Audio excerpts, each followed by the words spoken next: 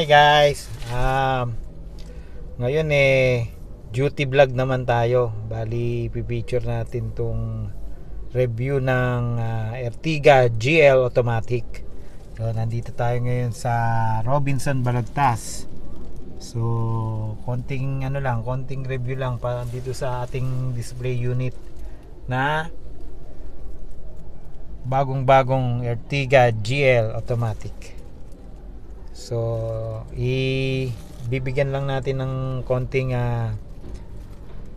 specs itong ating Ertiga GL Automatic. So, itong Ertiga GL Automatic ay ang makina niya is 1.5 liter DOC engine, 4 cylinder na siya. Tapos naka na rin siya, naka Hardtech na platform. Ibig sabihin mas pinagaang yung total na curb weight ng sasakyan.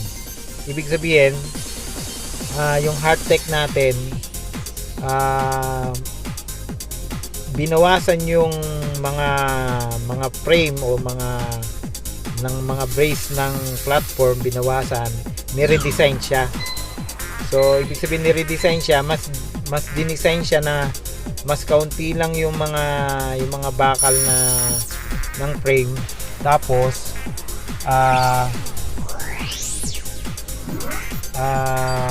and yet ang design niya mas matibay, mas rigid siya. So mas na-lessen yung vibration, yung nabawasan din yung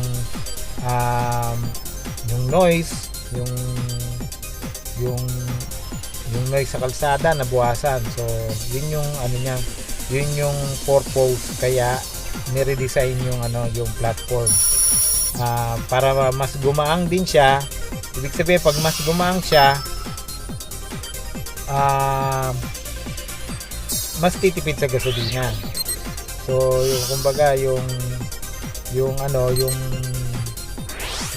body niya mas gagaang, tapos yung design ng exterior niya is aerodynamic na rin.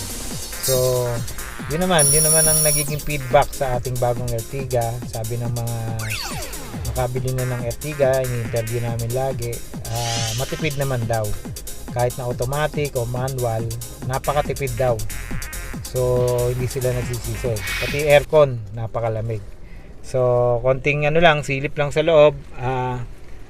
Yung ating Ertiga ay nakaano na siya, 7 inches na head unit.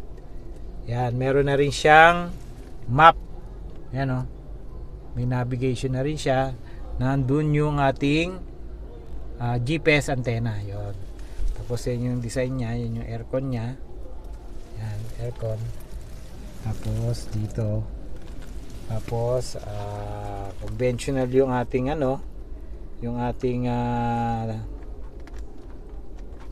mga pihitan sa aircon. Yan. May mga direction din. Ito yung yung saan manggagaling yung hangin, pwedeng sa loob o pwedeng sa labas. Yan. Meron din siyang charger dito. May slot din siya ng USB. Yan, tsaka yung auxiliary 3.5mm auxiliary. Yan. Na rin siya ladder type na shift stick. Yan, reverse, park, reverse, neutral, drive, tsaka 2L. Yan, low gear ibig sabihin yan. Yan, low gear ibig sabihin ginagamit lang to pag yung sobrang tarik na mga daan sa Baguio, ganyan. Tapos medyo puno kayo, yan ang gagamitin nyo. So kung di naman kayo puno sa 2, ibig sabihin hanggang second gear lang siya, kaya na po yan. Pero kapag puno kayo tapos nabiting kayo, low gear tayo. Ibig sabihin yan, nasa primera lang yung ating gear. Tapos ayan, drive, pag normal na driving, reverse, ayan.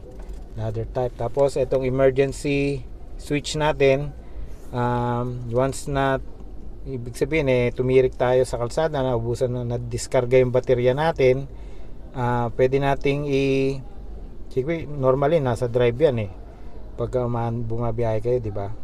Tapos suminto kayo, tumirik yung Ertiga dahil nalobat yung baterya, yan, open nyo lang yan, may switch dyan, igalawin nyo lang yung switch, malalagay nyo na sa neutral yung ating shift stick. So may tatabi na natin yung, may tutulak na natin sa shoulder yung yung sasakyan. Yan, konting tips lang yan. So na siya, power window na siya. Yan, all power. Adjustment ng ng side mirror, ito yung joystick niya. Yan. Tapos pag lights niya. Tapos yung dome light. Yan. Tapos ang kagandahan dito ay na siya, dual aircon. Yan, dual aircon na siya, maluwag. Ayan maluwag na rin siya. So medyo sulit. At the price of 923,000 meron ka ng Ertiga na 7-seater. Kung tawagin to MPV, multi purpose vehicle. Yan, pwedeng pang pasahero, pwedeng pang negosyo. So nga pala, bago yung kulay natin. Ito papakita ko.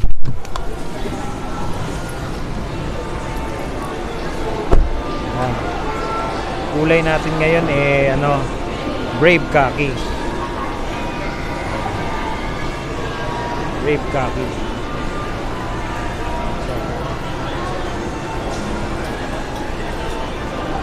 Brave khaki na yung kulay niya, para siyang brown na gold na hindi maintindihan pero maganda siya sa actual. So tingnan natin yung likod, guys.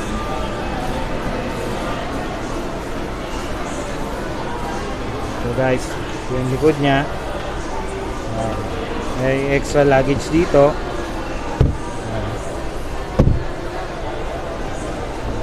Dito yung niya, yung mga tools, yung jack, ayan yung scissor jack, yung mga pangpihit, tow rod, yan, tow rod. Compact na siya. Kasi itong kuwan sa likod na nare-recline niya, medyo ngawit ka na yun, diba?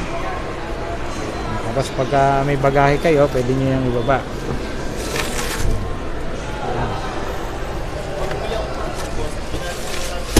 Yun, may compartment ka ng malaki, diba?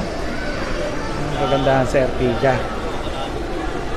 So yan, may lalagyan din siya ng rito, tumbler, yan, kabila. Yan.